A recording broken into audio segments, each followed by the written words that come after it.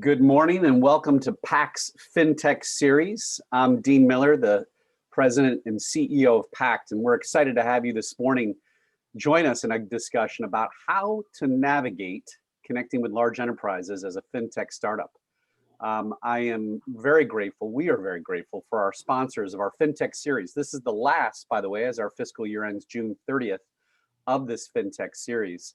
All of our programs can be found on our YouTube channel, and we'll certainly be sending out communications in that regard. Specifically, I want to thank Baker Tilly, I want to thank Vanguard, I want to thank Drexel University, and also two participants today, Ballard Spahr and SEI.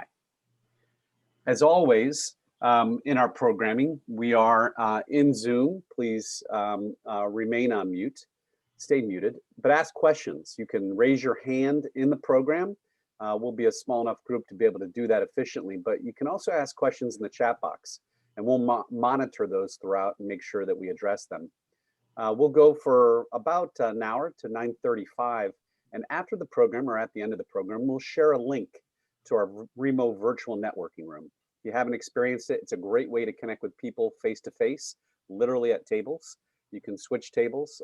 It's a lot of fun to do, particularly as we're virtual. So with that, let me introduce our moderator. Jay Coogan is a partner at Ballard Spahr, where he focuses on emerging growth companies and helps to lead their corporate practice.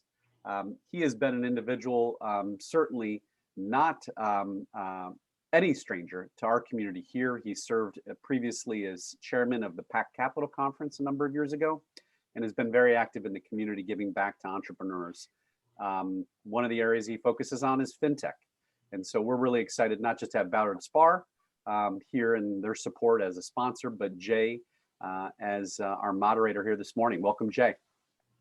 Thank you, Dean.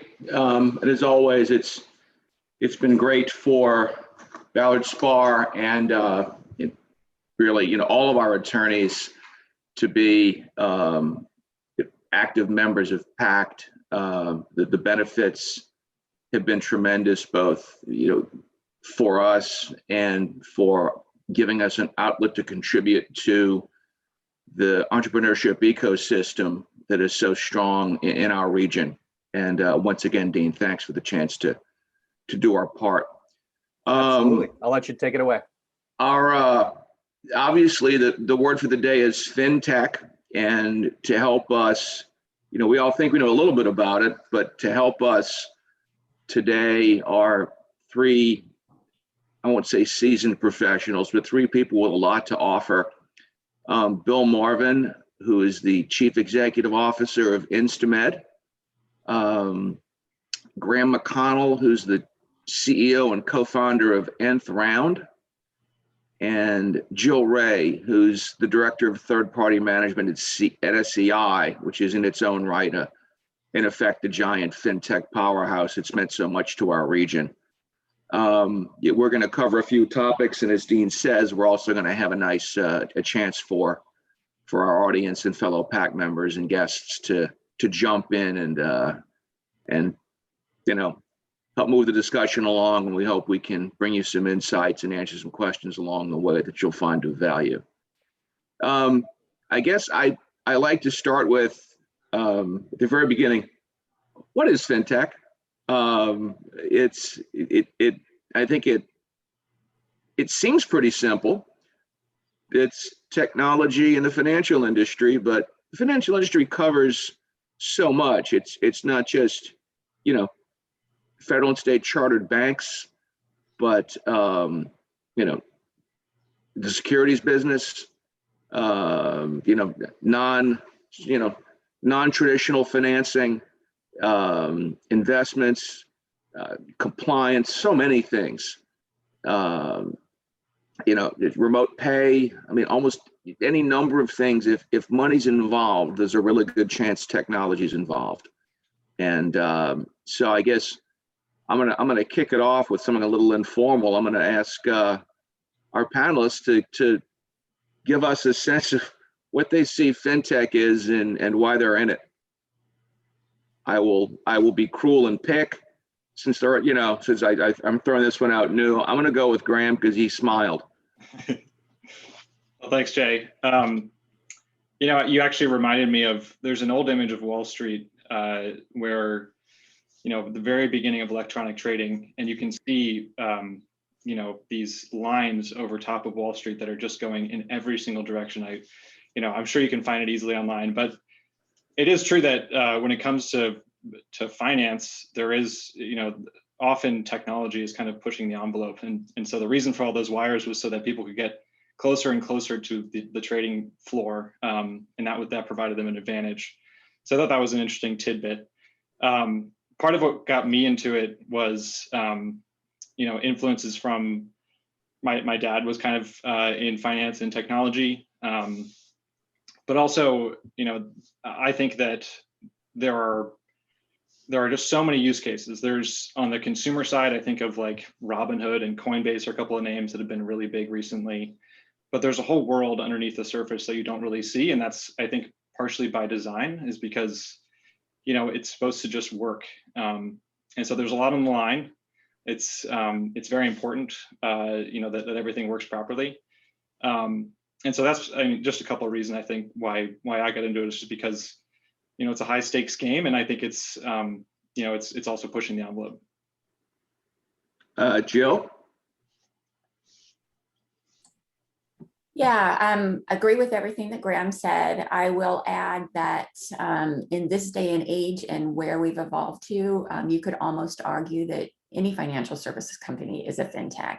It's part of the offering as a asset manager. Usually, is there some component to technology in being able to deliver your services? How I got into it really was just through that avenue. I was always in financial services, and the companies that I were in were the larger asset managers. I've been at SCI now for 2 years, and while we're probably more traditionally a fintech because one of our service offerings is a technology platform, it still, again, it's kind of that dual. If you're in financial services, you are probably also to some extent in a fintech. Bill, you the man. Well, I started in healthcare transaction processing, which is also known as electronic data interchange. And over time, healthcare became more and more consumer centric. So as it became more consumer centric, money started flowing directly from consumers to hospitals and to other healthcare services and health plan companies. So that brought credit cards and treasury services into the forefront. And so just evolving and moving into the needs of the customer, that brought me into fintech. And as a startup with InstaMed, we got our first investment from US Bank in 2007. So we were 20% owned by a bank. And then we got another investment from KeyBank Corp in 2011. And along the way, with other investors, eventually sold the business to JP Morgan, where today I run healthcare treasury services for JP Morgan as well as the InstaMed business. So that's been my journey into fintech, and a lot of exposure with banks, and not so much, sounds like, with Graham on the trading side of fintech, but more on the treasury side of fintech and the movement of money and commerce versus money and trading.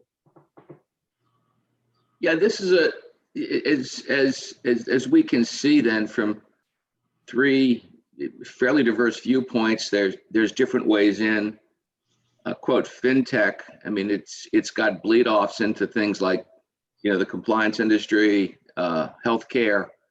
As I think Jill said, almost any transfer of funds, you are now a fintech, whether you want to be or not, unless you are strictly a cash business, and those tend to have other legal problems, like won't go into them, but we're talking today about breaking into larger enterprises. With any startup, particularly in a B2B play, getting into those big customers can be difficult. I guess we wanted to talk about, where do you start? And I think, what are our how do you determine the key entry point, and who's the real decision maker? Some of it will depend on what you're offering, of course, but it usually boils down to either operations, because it's going to make their operations better, or finance, because it's going to save them money. Do you guys have a sense of how do you start to figure out how to attack the customer? Is it because of your own experience, because you came out of that industry and you built a better mousetrap? Give us a sense of how you determine the key entry point, and then how do you get to the real decision maker? Do we have any good war stories there? Bueller? Graham, you're smiling again. This makes you a victim. Go ahead. Well, I guess I'll just start by stating some of, I guess, probably the obvious, but some of the more salesy terms, are an influencer and a champion. And so for us, you asked about, who do you go to first? For us, that's who we're providing the most benefit to. That happens to be the CFO in most cases. And we're saving them time, and getting to them is really important because they don't want something thrust upon them. And in fact, in many cases, they actually want to own a new initiative and get the credit for it, as they should. So we want to get to that person, but if you kind of go if you step back, there are influencers of that champion. And so again, this is more specific to us, but accountants and lawyers tend to be very good influencers because they have a responsibility to act on the behalf of the company and in the best interest of the company. So, having conversations with lawyers and accountants and making sure that they're aware of you, so that if there is an acute need, they can actually, with a good conscience, suggest, a solution like yours. And then, get to the CFO, and then generally the CFO is then going up one level to make a final decision. So yeah, we like going right after the person who's going to receive the most benefit, and then, and then focusing on some of those other areas as well. Bill, you seem to have seen both ends of it, because you built a business and then sort of fought your way into JP Morgan first as a target, and now as a manager of a larger business. So it seems like you had to sell in at some point when you were growing your business, and now if you're the head of all the treasury, people are coming to you. Can you give us a little bit of the yin yang on that, or some experiences in this regard? Sure. I think first off, it's important to understand if your service helps people sell more product, or if your service helps people reduce expense, or if your service is a must-have because there's a new compliance requirement in the industry and everyone is moving in that direction. So I think those are the three places that product is technology is specifically sold. And so if it's taking out a cost, then I think, Jay, to your references before, it could be someone in operations, it could be someone who runs a call center, it could be someone who has the responsibility for doing KYC or running some type of labor-intensive compliance process. It's usually the business owner of the function. And likewise, if you're driving new revenue by helping cross-sell or new product sales, then it can get a little bit more tricky, especially in the larger matrixed organization. But it'll be whoever's responsible for the business. Like, for example, at JP Morgan, it would be someone who owns the product responsibility for the product that is being sold by the bankers. However, it's gonna, to Graham's point, you're gonna get a lot of influencers who are bankers who can help influence, because if they nod their head and say, hey, this is going to really help our clients, and our clients are asking for this, that'll help. But ultimately, at a place like JP Morgan and in other treasury organizations that I've worked with and other large banks, it's typically someone who owns the product capability and the responsibility for delivering that product to the bankers to sell it into the clients. All right, so I've got one for the money men and one for the operator, actually money persons, and one for the operator. So Jill, and you're going to bring us, the other one theoretically is legal, to create a stronger panoply of defenses. Again, you've had a variety of experiences in the investment side of the business. Can you give us some light on this? Yeah, I will.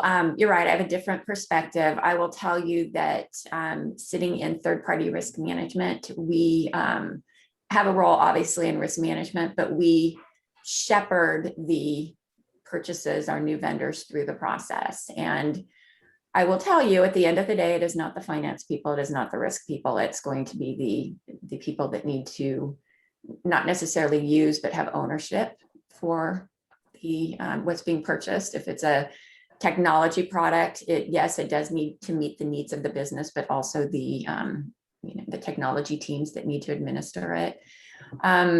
It really, to me, is less about the money. Cost savings, obviously, everybody's always looking to save costs, but it's what the product and service does. It's what it can. It's the value proposition that it brings to an organization that really is ultimately the people that make the decisions are the ones that are going to benefit from that value proposition.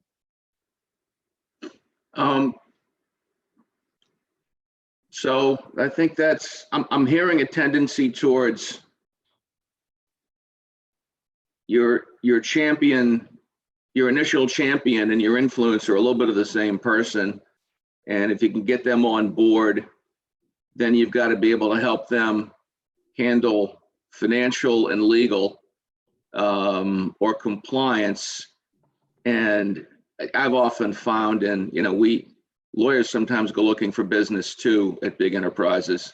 You may have heard of this or had to deal with it.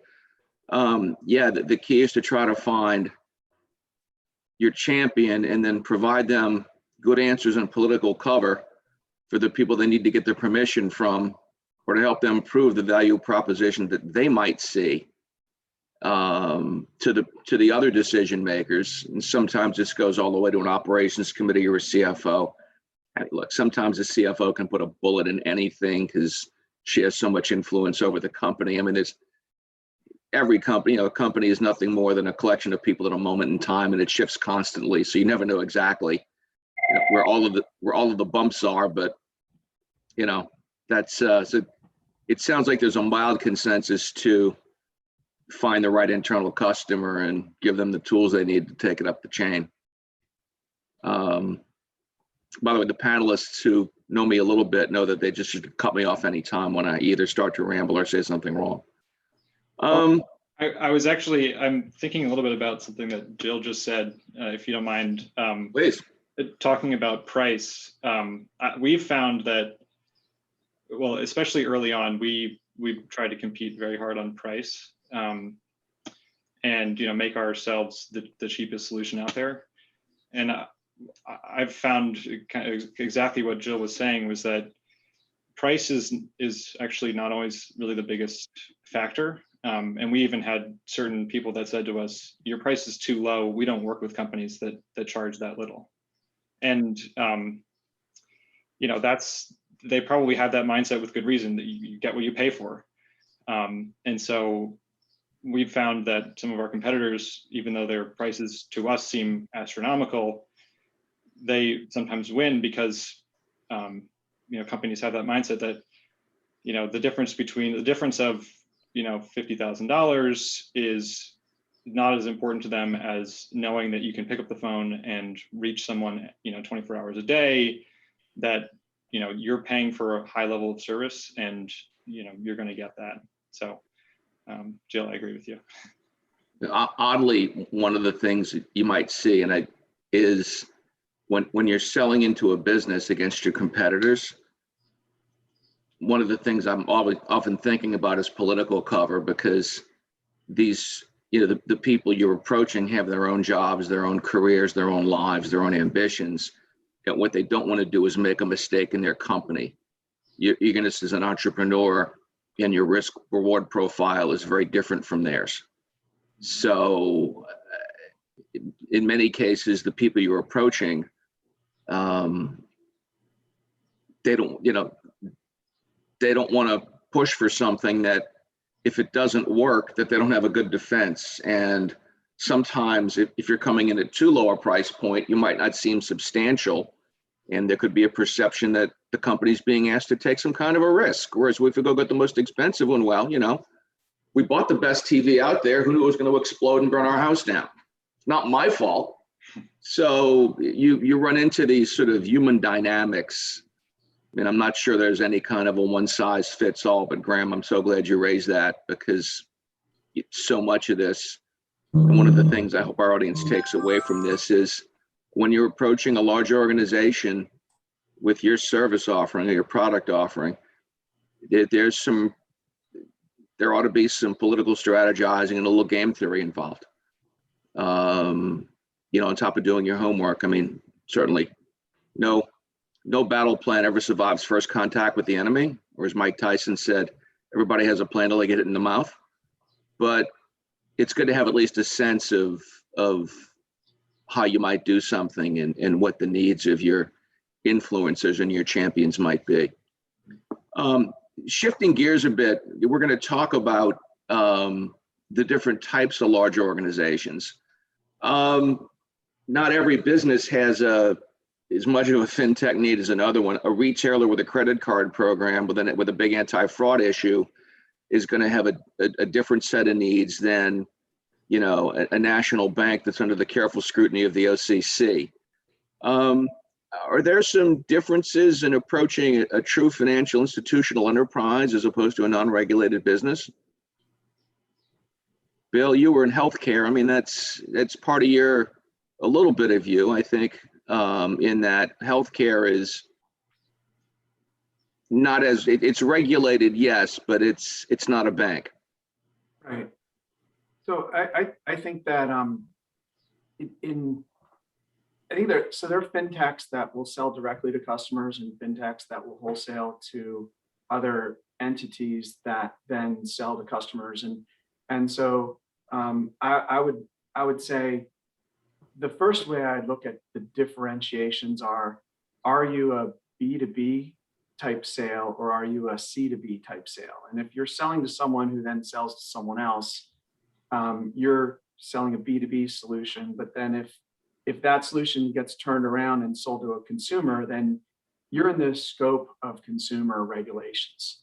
And that's probably the most important and sensitive area when it comes to selling, is anything that has to do with consumer sales, even if you're selling to a business and then that business sells to a consumer. So I think first, know if you're in B2B world or C2B world, because consumer protections are very important and much more highly regulated than anything else, healthcare or B2B.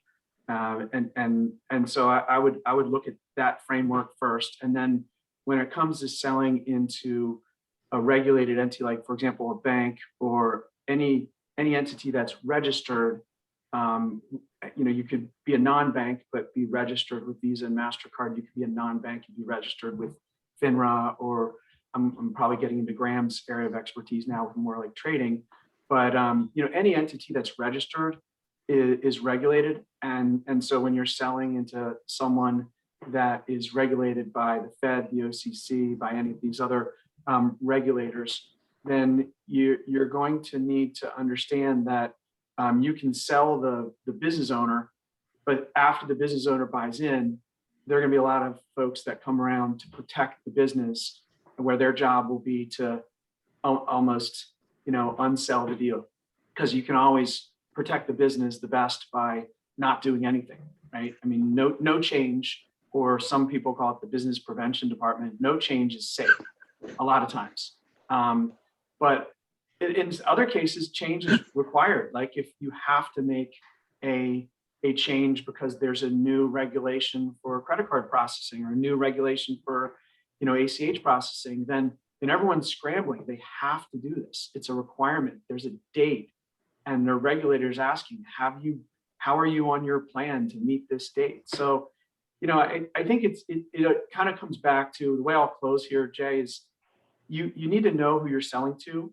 You need to know the dynamics of that organization, and you need to understand the process that you're going to have to go through, because after you win over a business owner, the only thing that'll happen after that is you can unsell the deal by not having your SOC in good state, or not having your high trust audit in a good state, and the third party risk management, for example, Jill could talk about.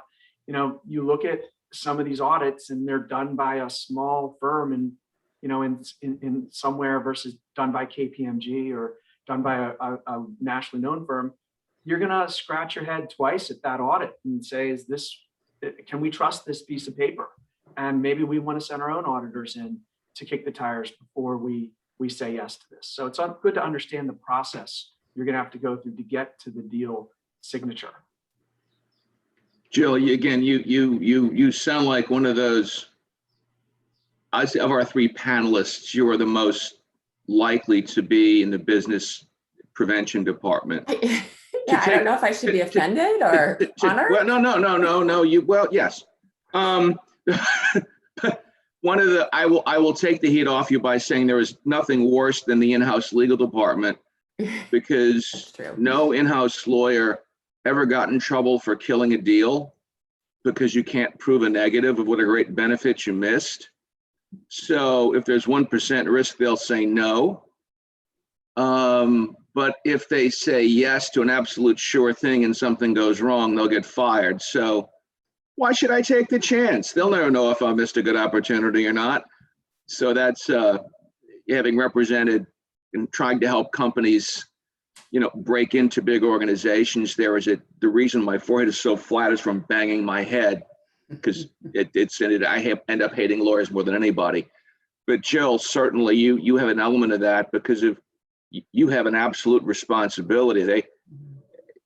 They trust you to get this right. And so you've got to really, take the mortar and pestle and grind these candidates down to make sure they've got all the right ingredients. Can you tell us something about that? Yeah, it does seem like we may be the sales prevention team. I always say risk is not the no people. Ultimately, at the end of the day, a risk team does not make the decision. What our job is to highlight, as with the lawyers, highlight the risks for the operations units, the business units that are attempting to bring on the product or service, and they make the ultimate decision. A common expression in third-party risk is we can highlight all of the risks. We can highlight the information security, the business resiliency risk, any compliance or regulatory risk. What we can't highlight is the strategic risk within the business units of not moving forward. And so it's really important, I think, for people selling into an organization to realize that there is that second component. I can't agree enough that it's really important to get your ducks in a row with respect to protecting the person that you're selling into. A SOC 2 is a fabulous, having a third-party audit report is a great thing, especially if you're selling a technology. I will say it's always in your best interest to find out, to the extent you can in advance, what the expectations of the organization are. When we have someone that comes in through our process, they've probably done, the selling of all the bells and whistles to that operational unit. And it may feel like we are trying to prevent the business from moving forward, because we send a questionnaire out asking, at least 300, if not up to 900 questions about your security practices. And so saving yourself the requirement or the necessity to answer that questionnaire every single time you go into a business, and they have their own different questionnaires sent, will cause a lot less heartburn going in So to the extent that you can fill out, a shared assessment SIG or have a SOC 2 available, it will help. I'll say it'll also identify any areas where you can improve and any potential pitfalls that you may see when you go into that company that they might uncover. So yes, I do. It feels like we are the know people, but we aren't. So again, I think an old cliche, but definitely do your homework, get your ducks in a row before you go in. Jill, I've heard a couple of references to SOC 2. There's probably some earlier stage entrepreneurs who haven't heard that reference. Could you explain that, please? Yeah, definitely. So I'm going to just take a step back and probably provide more context than maybe you wanted or needed. But when you're selling into an organization, especially one that's regulated, we need to protect ourselves. We need to protect our clients, and the regulators in a regulated organization. The regulators help you understand the importance of protecting your clients, and so there's this heightened expectation. And so my job is to make sure that we are bringing on organizations that can meet the expectations that we have ourselves and that our regulators have of us. There is a expression in third-party risk called trust but verify. We can ask you questions about the controls that you have, like what kind of antivirus software do you have, that type of thing. But it's just answers. I have an obligation as a risk professional to do some sort of verification. The best way that a company can be prepared for that type of scrutiny is to have a independent attestation report. There is a SOC report, which is a service organization control. You can have a SOC 1 or a SOC 2. There are ISO certifications. As I mentioned, there's the shared assessment, standardized controls assessment. And what these are reports that a third-party auditor will perform. They come in, they likely will ask you to answer questions. They will come in, they will do testing of controls within your environment, and then they will issue a report that certifies what they tested. So it's a way to basically check and see what controls they have in place. And then they have an independent party putting for lack of a better word, a stamp of approval on the effectiveness of the control environment. And so it goes back to, I want to kind of just tie this to an earlier comment that it's not always the cheapest. You do feel like you get what you pay for. And for smaller fintech organizations that are selling into larger organizations, that's really important, because you feel like if you are getting the cheaper product, you might be getting not as tight controls. And so you definitely want to make sure that you can evidence and show that you do have the tight controls to, again, be able to protect the firm, their shareholders, and meet the regulatory expectations. And Jill, just to emphasize that from a practical perspective, having gone through this, if you're thinking about hiring, your first big whale hunter who's going to go out and sell to the big entities, like you're moving up market, and you're going to start to sell to really big entities that have departments that protect the organization and are much more matrixed. You really should first get your controls in order and get your third-party assessments, whatever is appropriate for the type of business that you're in, get them in place, because you will need them to sell to those large entities. And you're kind of putting the cart before the horse if you hire your lead whale hunter and you don't have all the tools in place for them to succeed. And when you do start going through that sales process, there's a lot of things that can unsell the deal, and compliance and risk and controls is one of them. Your balance sheet is another, of course. I mean, that's a whole nother area of risk assessment. But I think also important that Jill noted is that even if you do get a ding in the process, it's ultimately going to be the business owner's decision to get a risk exception and say, look, I'm willing to live with that risk. We have to move to the cloud, or I'm willing to live with that risk. We have to go to mobile, and we'll roll it out in a more contained way. We'll limit the scope of how we're going to deploy your technology. And those are ways to mitigate risk that business owners working with their partners in controls and third-party risk and second line of defense, et cetera, can partner with and say, look, we'll limit the scope and we'll try this out. And in a year or two, we'll look to roll it out nationwide. You know, if you guys keep, picking up on each other's points and making these logical links, I'm not going to get to say much, and I'm going to have to just go weep in the corner because I'm lonely. But Jill, thank you for jumping on Graham's point, which was exactly right, as it echoes. I'd like to talk about the hiring a whale hunter concept.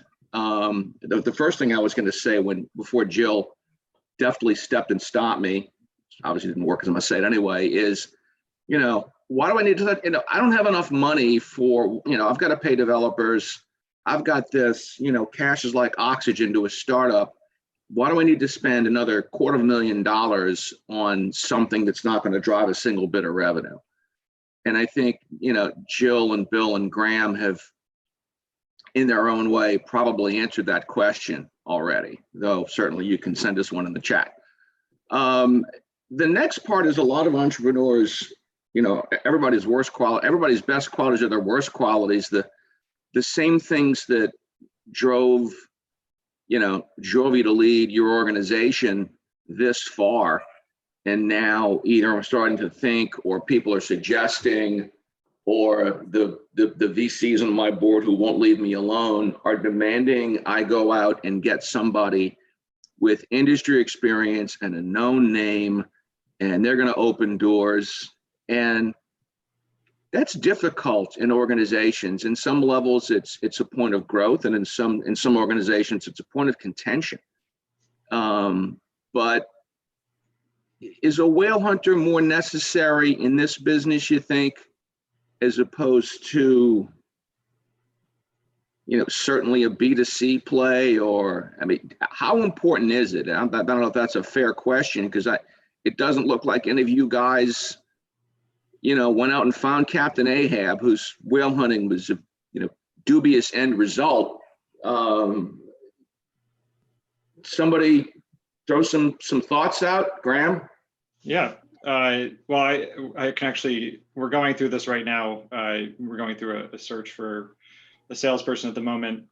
And just to kind of, you mentioned VCs, they can definitely be a resource for doing a search like this. When their foot's not on your neck, excellent. Right. And actually, just touching on the last topic, they were also ones to say to us, go and get regulatory approval ahead of time.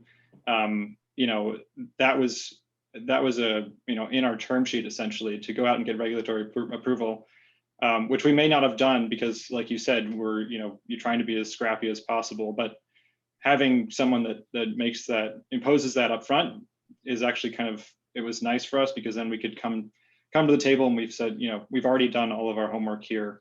That helps. But when it comes to looking for a salesperson that's a whale hunter, you're really asking the impossible. You're looking for someone who has experience, preferably at a large organization, competitors. But you also want them to be entrepreneurial and scrappy and be able to evolve the messaging if it needs to, either evolve the messaging or look somewhere else if they're not having success. So you're kind of asking for the best of all worlds in that salesperson. It's something that is, we've been going through for a month now, and we're going to continue to go through until we find someone that really fits that mold. But one of the candidates said, I don't want you to think I'm Jesus coming into this. So you also have to manage expectations in terms of, maybe that salesperson is coming from an organization where they had a quota that was, $2 million a year, and so you're asking them to transition to a different sale where they can't come to the table with their business card that says Intel on it. That's a huge advantage to be able to, have that name behind you. So as a startup, you don't have that advantage. And so you need to find other ways to have that credibility, and finding someone that's a whale hunter, I think, is really important. And that's why we're. Yes, Bill and Jill, you're probably more likely to be on at least some element of the receiving end. Is it, and this will be a sort of a wide open, who the hell knows question. Do you feel better when you see a warm introduction from an industry leader who might be on an advisory board to just the salesperson, CEO? I mean, CEOs come in many forms. There's the financial CEO, there's the sales guru CEO, there's the true leader manager CEO. They come in different styles. Jill, Bill, do you feel better when you see the actual leader shepherded in by a known commodity, or if you just see somebody who's known as a salesperson in this sort of service delivery model and industry? Is there a difference? Absolutely. I know.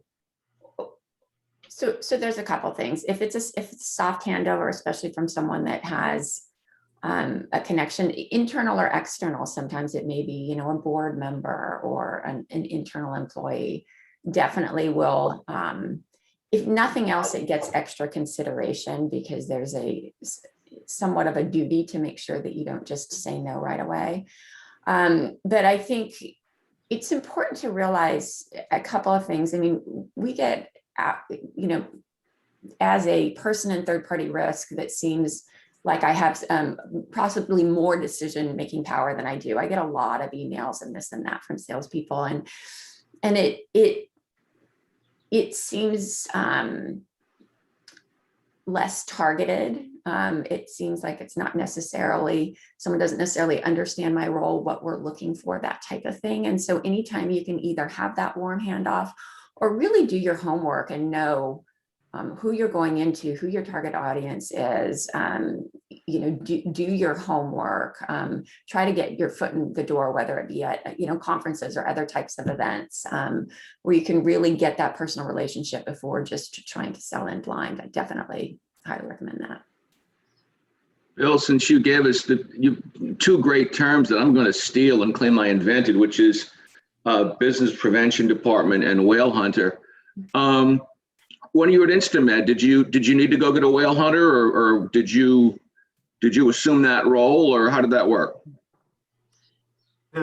What we found in fintech, and also SaaS and fintech can be interrelated, is more and more salespeople are coming with a tech background. And in fact, our head of sales, from the time we were 5 million in revenue to the time we were over 100 million in revenue, was a PhD in computer science that we hired from Microsoft. And our head of account management, which is responsible for taking the existing accounts and generating more revenue from them, was an engineer. And I think what makes them good at selling is the world is different now than it was 30 years ago. When you go into a room, people know a lot more about your product before you even start the demo, because there's so much information available on the web and through social media and other means. So they're really looking for more solution than they are looking for a round on the golf course. And so fewer and fewer people on our sales team even play golf than they did 15 years ago. And that's indicative of the sales environment in B2B today. And likewise, their backgrounds, they're more engineering backgrounds and fewer captains of the football team or of the field hockey team. So it's a different environment now. Buyers are different. And the most important thing in selling a large organization is, number one, being prepared for that journey, and number two, understanding the process, understanding the sales process, because you're going to bounce around a lot. You're going to have to go to a lot of stakeholders, and a lot of times they may not help you and give you a roadmap of how you need to sell into their organization. So you really have to understand a sales process. It's almost like when we say whale hunter now, it's yet another highly skilled strategist, advisor, and employee in where you're really more adding strength to the whole organization as opposed to just hiring a traditional salesperson. And it's really, you're almost just not hiring pure sales anymore, because if they have that level of technical and business expertise, they probably spent times doing things other than just selling. Or am I overstating that, or? I think that's right. At the fund that I worked at before I started at Throne, actually pretty much the entire sales team was PhDs. And granted, that's, it was a slightly different world because, they're selling a trading strategy. But, having intimate knowledge of the space, and I actually wanted to mention this, but I forgot to, I think you don't want to go right off the bat and hire someone like that. I think I can't think of a scenario where you don't want to, be the first one to try and sell your own software. If you're going to ask someone to come in and bring in orders, then you better have been able to figure out how to do it yourself. It's a huge learning experience to go out and sell yourself. So I think that's important to do up front.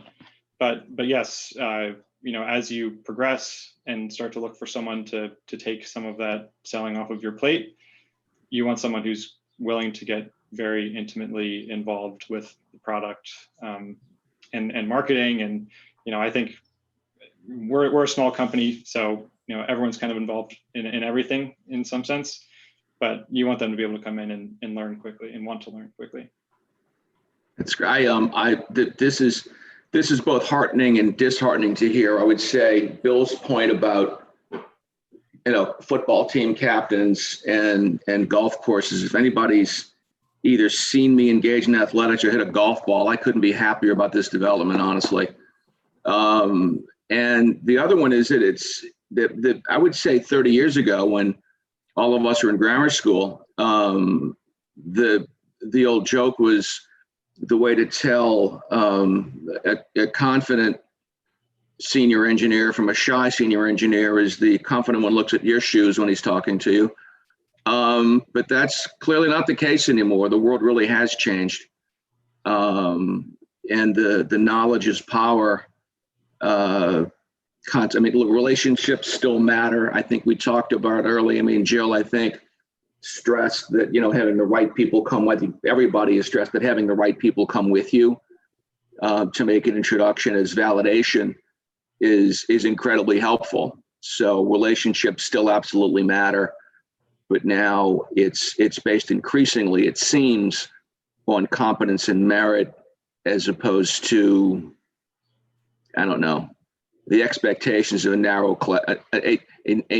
and somewhat closed class of sellers and purchasers. And it sounds like I think it's not to get all warm and fuzzy and social on everybody, but it sounds like the free market unleashed is kind of doing a good thing here, and that'll be my editorial comment.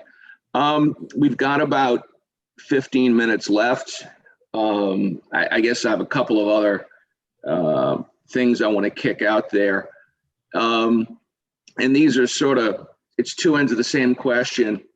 If you could each give me one showstopper that just knocks you out of the box immediately, or if you're on the receiving end, it's like, no, thank you, as sort of a filter. And then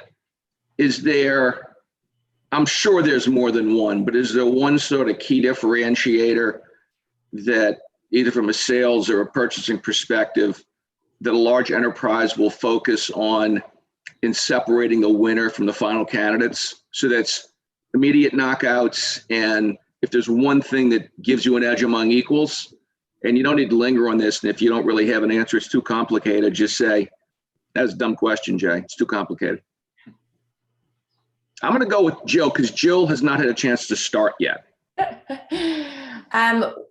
I'll tell you from where I sit again as the person that is viewed as the sales prevention, the no team, but there isn't a automatic knockout.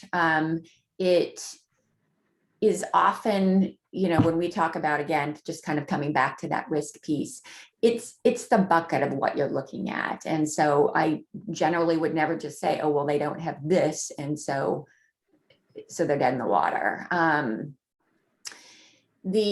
What I will say is when you kind of get to that second level, it's more important to be able to dive into, sorry, I just lost the word, distinguish yourself or differentiate yourself in some way. I can't say that it's one particular thing or that you have to not have something, but it's definitely important to make sure on that first step, you have the bucket of what you need. And then the second step, just figuring out a way to distinguish yourself in a particular way, whatever that may be.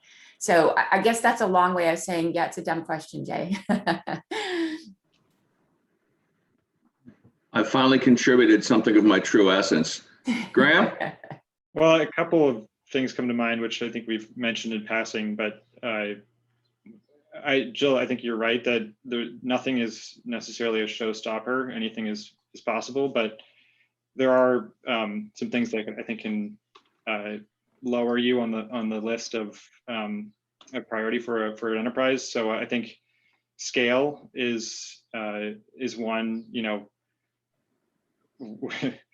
Companies want to work with large enterprises want to work with not super early stage companies. They want to know that there's a big team behind you. So there's some, kind of faking it till you make it to look like you are a bigger organization than you are early on.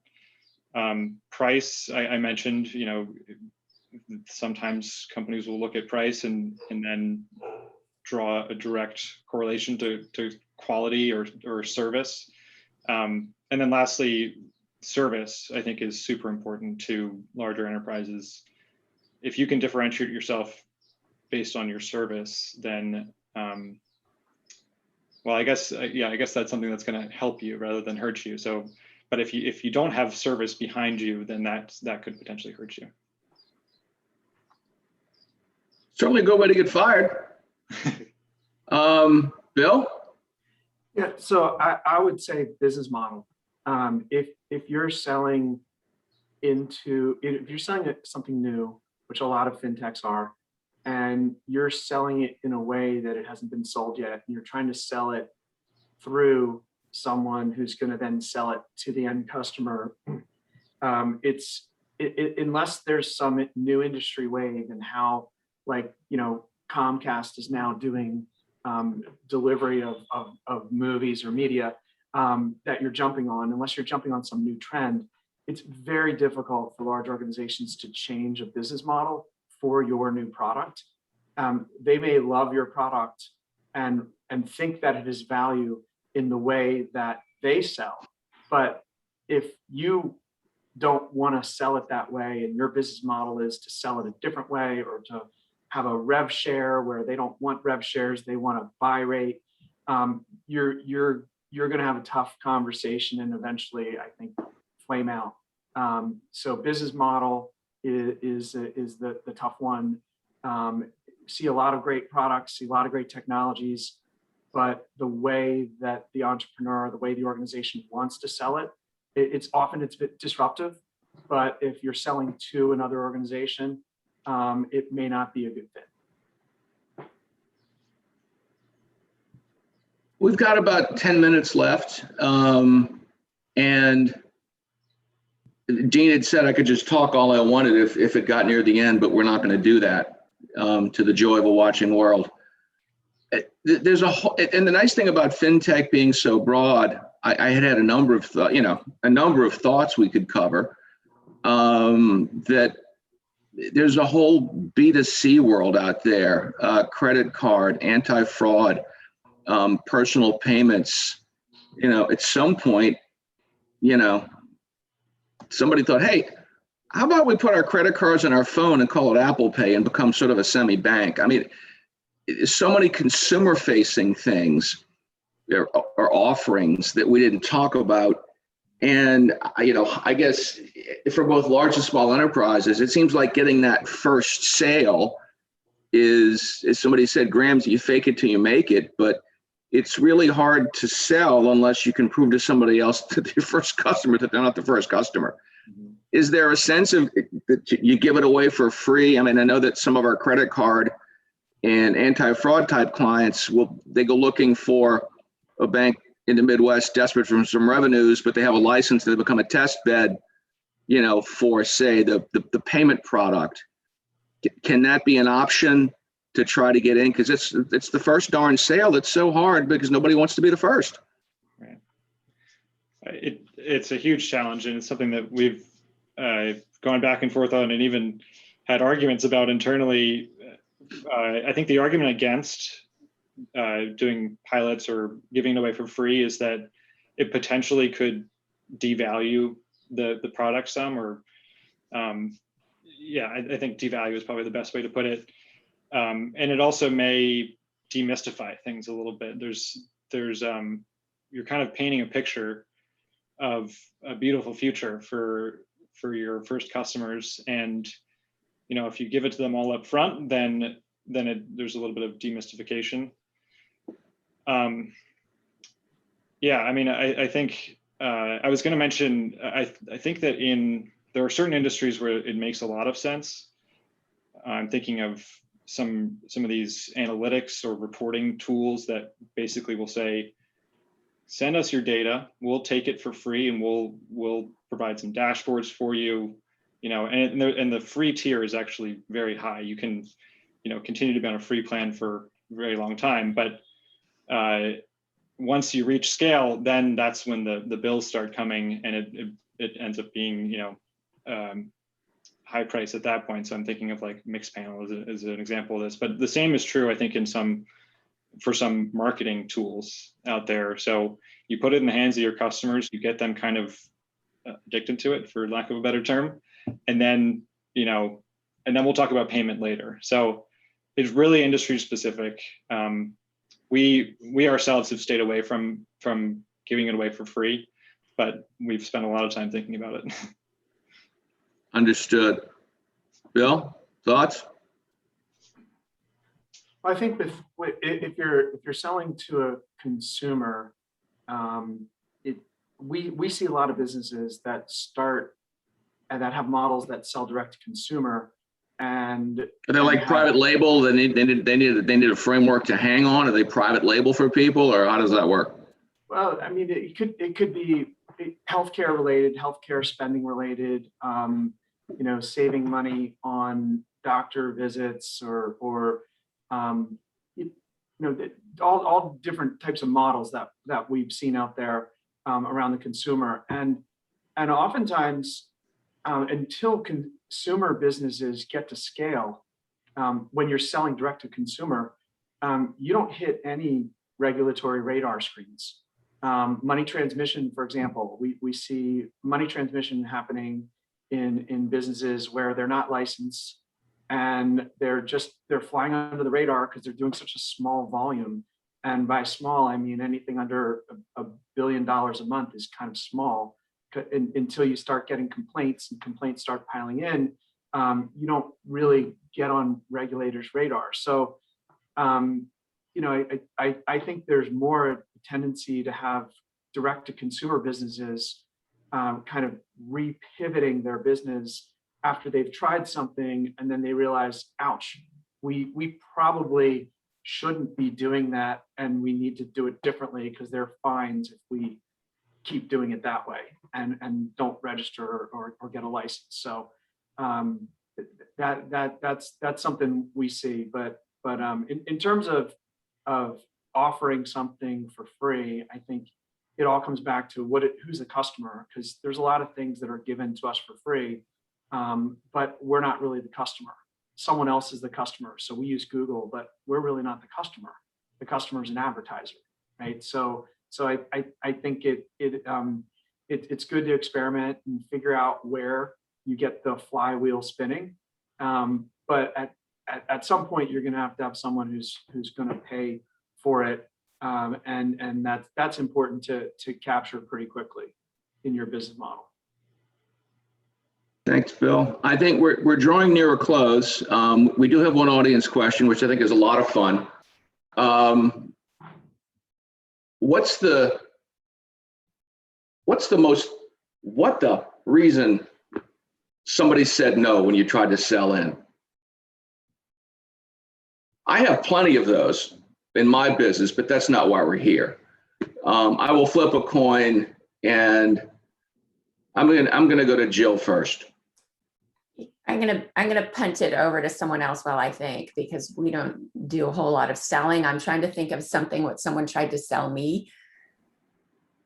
Okay, what's the dumbest thing somebody like? You had no shot. Why did you come here? Come back to me on that. Start with Bill and Graham, and then I'll have an answer for you. All right, Graham, the smile gives you away every time. Yeah, I got to stop doing that. I'm sure that there are better stories that I can think of, but one that I thought was a little funny, I guess, was, and I think it goes back to what I was saying about scale, is I said, someone said to us, we don't know if you're going to be around, in a year. We don't, we almost got to the point where we sent them our balance sheet, to prove to them that we have, we're in this for the long run and we're not going anywhere. But that's, we didn't get to that point because I don't think you should have to get to that point, but maybe that's true in other, I don't know, Bill, maybe you've had that experience before. Oh, it's in many other, particularly service delivery models, less techy, if you will. Yeah, they want to make sure you're going to be there. Even in SaaS, they want to make sure you're going to be there for patches and improvements, and maintaining pace with industry standards. So I think the balance sheet idea, I think it's one of the few situations where who your VCs are and who's on your advisory board can make a big difference in creating that, not just the introductory trust, but sort of particularly if you're very early in building your customer list from 0 to 1, that could be a lot of help. But I can tell you, you're not immune. Yeah. Well, Bill, we're going to end with you before I got to kick it to the incomparable Dean Miller. Yep. Balance sheet. We were selling a large multi-billion-dollar health plan, and it was 2015, and they didn't like our balance sheet, and so that's one. Another one would be, we're going to do this ourselves. We're going to build this ourselves, which was kind of, we thought it was laughable at the time, and looking back in history, it truly was laughable. But still, that is something you'll find in organizations today who just think that they can build it themselves. I think that's rare, by the way. I rarely think that you'll find your competition in your customer, but sometimes they think they can do it themselves. Let me tell you about the time I tried to put in my own bathroom sink, and we can go from there. Nobody was happier than my contractor that I tried that. I guarantee you, because then he got to upsell all sorts of stuff to my wife. On that cheery note, I see that Dean is back to rescue the audience from my rambling out of nowhere stories. I'd like to thank. You're the king of superlatives, Jay. Thank you. Well, the king. It's a good meta there, Dean. I'd like to thank, of course, Jill, Bill, and Graham for their time and their willingness to share insights, as long as as well as their contribution to the prep for this presentation. And I can't thank them enough. And then Chris and Heidi at PACT for helping to pull all this together for us. And again, we're grateful for the opportunity. So Dean, take it away. Thank you, Jay, and thank you, everyone. And again, to all of our sponsors, Jay, your firm, Ballard, Jill, SCI, as well as Baker Tilly, Drexel, and Vanguard. And really just a great and insightful conversation. One of the beauties of this model is you feel like you're kind of in someone's living room as they're just having some banter about important topics. And we couldn't think of a more important topic for this morning. So again, appreciate everyone, your participation. And you'll see in chat, a link to the live Remo room. And so I give you a couple seconds as you go to your chat and link to that live Remo room. Head on over there. You can be face to face, and again, have conversations, jump from table to table, and we can do that for the next 25 or 30 minutes or so. Again, thank you, Jay, for your moderation here and to our whole panel, and look forward to seeing you all soon. Last reminder, we are doing our Enterprise Awards celebration live on June 29th, and we really encourage everyone to come out. It's outdoors on the patio of Springfield Country Club. It's going to be a terrific celebration and return to in-person networking for our community. With that, feel free again to click over to the live Remo room, and we will see you all soon. Thank you.